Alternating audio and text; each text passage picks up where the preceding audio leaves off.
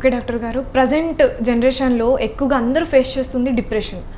అసలు డిప్రెషన్ అంటే ఏంటి, అది ఎందుకు వస్తుంది? అంటే మీకు డిప్రెషన్ కూడా మీకు ఏంటి, అది కామన్ మోస్ట్ అబ్యూజ్డ్ వర్డ్ ఫ్రాంక్గా చెప్పండి. అంటే మీకు ప్రతి ఒక్కరు కూడా నాకు డిప్రెషన్గా ఉన్నాను, ఈరోజు నాకు బాగాలేదు, డిప్రెసివ్గా ఉన్నాను అనేస్తాం. మనం ఇప్పుడు మనం కూడా ఇంట్లో కూర్చుంటే ఏదో మూడు బాగాలేదు, డిప్రెషన్ లాగా ఉంది అనేస్తాం. కామన్ వర్డ్ అయిపోయింది. Common word.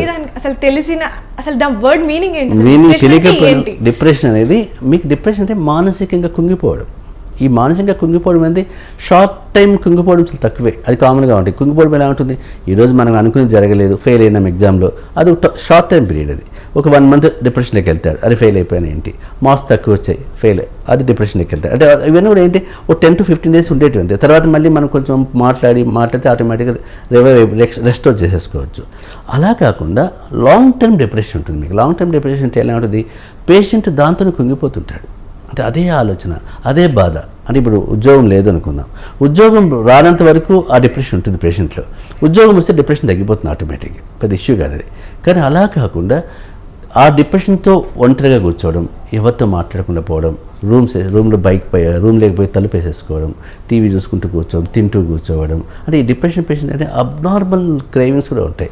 తినేవాడైతే బాగా తింటూనే ఉంటాడు, ఇష్టం వచ్చినట్టు 24 hours తినేస్తాడు. తినకపోతే అసలు తిండి కూడా ఫాస్టింగ్, అలా కూడా అయిపోతాడు. నిద్రపోయాడు, ఫుల్గా నిద్రపోతాడు 24 hours, నిద్రపోనివాడు నిద్రపోడు. అంటే ఇక్కడ మల్టిపుల్ ఫ్యాక్టర్స్ ఇక్కడ ఇన్ఫ్లుయెన్స్ అవుతూ ఉంటాయి మీకు డిప్రెషన్లో. అందువల్ల మీకు ఏంటి, ఆ పేషెంట్ మనం గుర్తుపట్టగలగాలి. ఏదో 5 రోజులు వచ్చే డిప్రెషన్, మన డిప్రెషన్ తీసుకుని దానికి డిప్రెషన్ స్టాంప్ వేయకూడదు. ఈ డిప్రెషన్ ఉన్న పేషెంట్ దీని ఫ్యాక్టర్స్ కూడా మీకు నిద్రపైన, ఆకలిపైన, అన్ని రొటీన్ లైఫ్ పైన పడుతున్నాయి, లాంగ్ రన్లో పేషెంట్ సఫర్ అవుతున్నాడంటే మాత్రం డిప్రెషన్లోకి వెళ్ళిపోవాలి.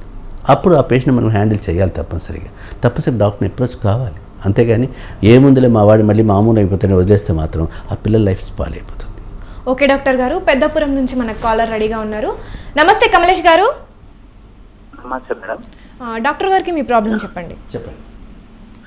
సార్, ఇది నాకు డిప్రెషన్ వల్ల ఇది చాలా మతిమరుపు అనేది చాలా వస్తుంది సార్.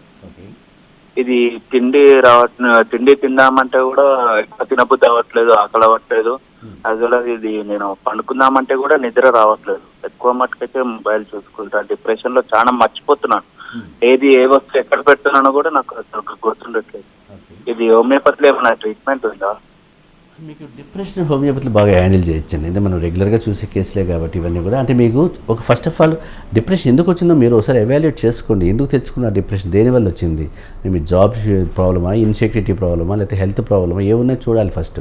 ఆ ఇష్యూస్ ఏమైనా ఉంటే అవి రెక్టిఫై చేసుకోండి ఫస్ట్. అవి రెక్టిఫై చేసుకున్నప్పుడు డిప్రెషన్ నాకు వస్తుందంటే అప్పుడు మనం హ్యాండిల్ చేయాలి. అంతేగాని నాకు డిప్రెషన్ దీనివల్ల వచ్చింది దాన్ని వదులుకోకుండా పోతే ఆ ప్రాబ్లం ఎప్పుడు మీలోనే ఉంటుంది. ఇప్పుడు మరి డాక్టర్గా నేను ఏం చేయగలుగుతాను, మీకు డిప్రెషన్కి థాట్స్ రాకుండా నిలపగలుగుతాను, మానసిక కుంగిపోకుండా నిలపగలుగుతాను, నెగిటివ్ థాట్స్ రాకుండా నిలిపేస్తాను, యాంటిసిపేషన్ రాకుండా నిలిపేస్తాను, ఓవర్ క్రౌడెడ్ థాట్స్ రాకుండా నిలిపేస్తాను, ఇంపల్సెస్ లేకుండా ఆపేస్తాను. ఇవన్నీ ఆపిన తర్వాత మీరు ఆ పాజిటివ్ ఫ్యాక్టర్ మీకు ఏది ఉందో మళ్ళీ దాన్ని పట్టుకున్నారనుకోండి, మళ్ళీ సేమ్ సిమ్టమ్సే వస్తాయి. అందువల్ల మీకు పాజిటివ్ ఫ్యాక్టర్స్ ఫస్ట్ కనుక్కోవాలి. మీది ఆ కనుక్కొని దాన్ని మీరు నేను పర్సనల్గా నేను చేయలేను డాక్టర్ గారు, మీరు మేనేజ్ చేయండి అనుకున్నప్పుడు డిప్రెషన్ పేషెంట్కి మనకు హ్యాండిల్ చేయొచ్చు. ఎందుకంటే మన దగ్గరికి వచ్చే వాళ్ళంతా ఎలా ఉంటారు, డిప్రెషన్ అంటే లాంగ్ టర్మ్ వాళ్ళు, అంటే 5 years 10 years అయిపోయింటారు, కుంగిపోయి ఉంటారు మానసికంగా, హెల్త్ ఇష్యూస్ వచ్చేసి ఉంటాయి, మనిషిలో మార్పు ఉంటుంది, మెంటల్గా మార్పు ఉంటుంది.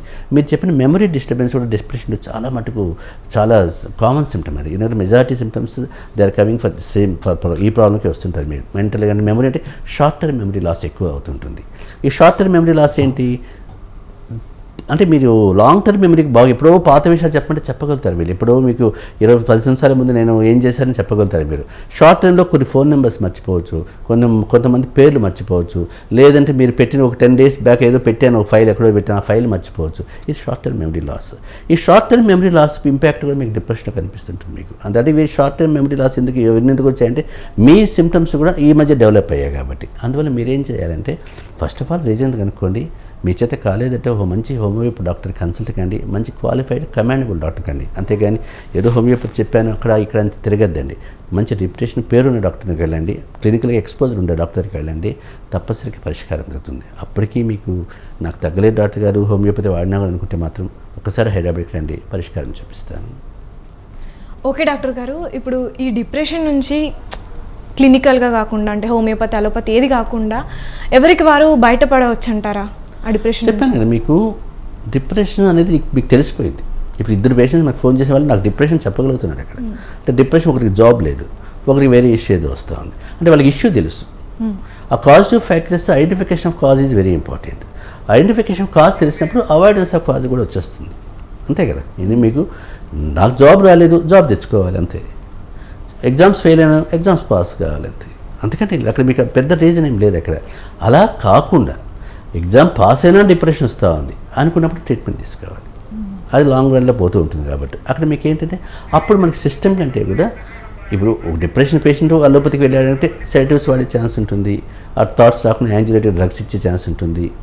ఆ పేషెంట్ ఏమనుకుంటారు, నాకు మత్తు అయిపోతుంది, నిద్రపోతున్నాను డాక్టర్ గారు, 24 hours నిద్రలోనే ఉంటున్నాను దీనివల్ల అనే ఛాన్స్ కూడా చాలా ఉంటాయని చెప్తుంటారు. అంటే మన దగ్గరకు వచ్చే పేషెంట్ చెప్పే వర్షన్ అది. కాబట్టి హోమియోపతి సెడేషన్ ఏమి ఉండదు మీకు. నిద్ర వచ్చేదానికి హోమియోపతి మెడిసిన్స్ ఇచ్చే ఛాన్స్ ఏమి ఉండదు. ఏదైనా మీకు హోమియోపతి ఆ టైప్ ఆఫ్ సెడేషన్ ఉండదు మీకు.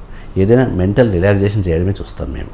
అందువల్ల మీకు ఏంటంటే అప్రోచ్ ఆఫ్ ట్రీట్మెంట్ ఇంపార్టెంట్ అవుతుంది. సిస్టమ్ ఏదైనా కూడా అప్రోచ్ ఈజ్ వెరీ డిఫరెంట్గా ఉండాలి. అప్రోచ్ హోమియోపతి డిఫరెంట్గా ఉంటుంది. సో ఒక సరైన డాక్టర్ కన్నా దగ్గరికి వెళ్తే కన్నా తప్పనిసరిగా డాక్టర్ గుర్తుపట్టగలుగుతారు ఏంటి ప్రాబ్లం అనేది. పట్టేస్తే దానికి ట్రీట్మెంట్ ఇచ్చామనుకోండి ఆటోమేటిక్గా కంట్రోల్ అయిపోతుంది, పెద్దగా వారి అవసరం లేదు. డాక్టర్ గారు, ఇప్పుడు హోమియోపతిలు మందులు వాడడం వల్ల శాశ్వత పరిష్కారం ఉందంటారా? అది ఎంత కాలం పడుతుందంటారు? అంటే మీకు హోమియోపతి అనేసరికి ఒక్క వర్డ్ కామన్గా అడుగుతారు, శాశ్వత పరిష్కారం ఉంటుందా అని. అంతవరకు వాళ్ళు అన్ని సిస్టమ్స్ తిరుగుతారు, అక్కడెక్కడ అడగలేరు. ఎందుకంటే అక్కడ పోతే ఛాన్స్ లేదు కాబట్టి. నేను అక్కడ పోతే వాళ్ళు ఏమడుగుతారు, తగ్గుతుందో లేదో మాకు తెలియదు మీకు తెలియదు చెప్తారు. సర్జరీ చేస్తే తగ్గుతుందా డాక్టర్ కానీ ఎవరు అడగలేరు కదా. మరి కార్డియాక్ పోతారు, స్టంట్ వేసుకొస్తారు, మరి స్టంట్ వేస్తే పర్మనెంట్గా నాకు ఇంకా రాదు కదా అని అడగలేరు కదా. మళ్ళీ 1 year మళ్ళీ వచ్చేస్తుంది కదా, చెప్పలేము, రావచ్చు రాకపోవచ్చు కదా, మరి చనిపోవచ్చు కూడా కార్డియాక్ ఫెయిల్యూర్ వచ్చి. అంతేగాని ఇది పర్మనెంట్ క్యూరా అని చెప్పలేం కదా. యాంజియోప్లాస్టీ చేసినా పర్మనెంట్ క్యూర్ చెప్పలేము, ఏది చెప్పలేం కాబట్టి. బట్ హోమియో సిస్టమ్కి వచ్చినప్పుడు చాలామంది పర్మనెంట్ క్యూర్ అడుగుతారు. పర్మనెంట్ క్యూర్ అనే వర్డ్ అనేది అది మోస్ట్ అబ్యూజ్డ్ వర్డ్ హోమియోపతి ఫ్రాంక్గా చెప్పాలంటే. ఎందుకంటారా, నేనున్నంతకాలం నువ్వు బతుకుతావు, నేను లేకపోయినప్పుడు ఏం చేయగలుగుతావు? ఇప్పుడు నా పైన నువ్వు డిపెండ్ అయ్యావు, నేనున్నంతకాలం నీకు ట్రీట్మెంట్ ఇచ్చాను, నా తర్వాత నీకు నేను నాలాగా చూసే డాక్టర్ మళ్ళీ నీకు దొరకాలి కదా. ఇప్పుడు నా పేషెంట్స్ ఉన్నారు, వాళ్ళ పిల్లలు వస్తారు, వాళ్ళ అమ్మా నాన్న పిల్లలు తీసుకొస్తారు, ఆ పిల్లలు పెద్దవాడు అవుతారు, వాడు మన దగ్గరికి వస్తాడు, వాడికి పెళ్ళి అయింది అనుకోండి, వాడు పిల్లలు మన దగ్గర తీసుకొస్తారు. ఈ జనరేషన్స్ పోతూ ఉంటాయి ఫ్యామిలీ డాక్టర్ లాగా. అంటే ఇది నేను ఉన్నాను కాబట్టి.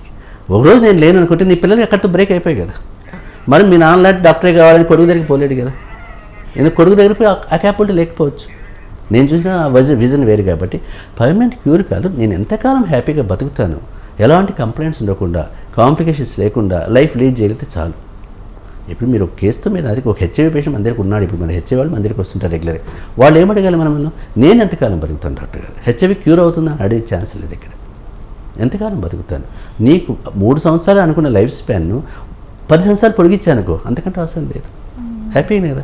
క్యాన్సర్ కోసం మన దగ్గరికి వస్తారు పేషెంట్స్, ఆల్రెడీ డిక్లేర్ చేసి వస్తారు, ఏంటి 3 months బతుకుతారు అని చెప్పి, 1 month బతుకుతారని చెప్పిన వాళ్ళే మన దగ్గరికి ఎక్కువ వస్తారు.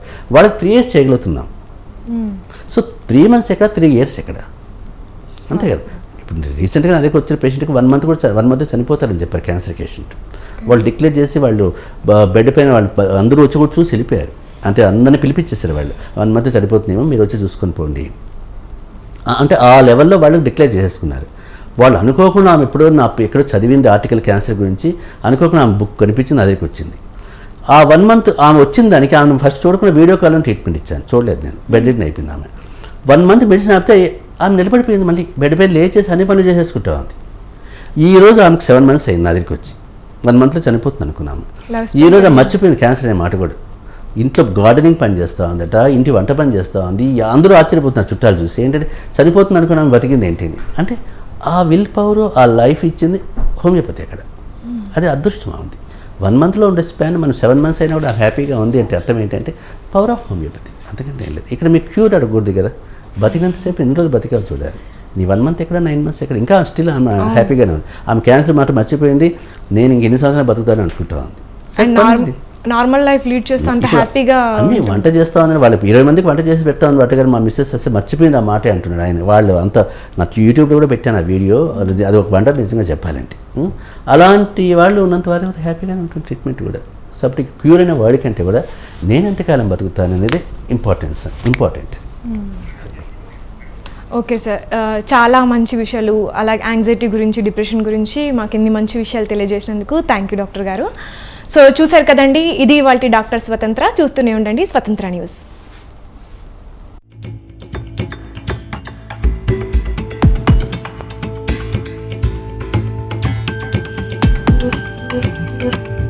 Thank you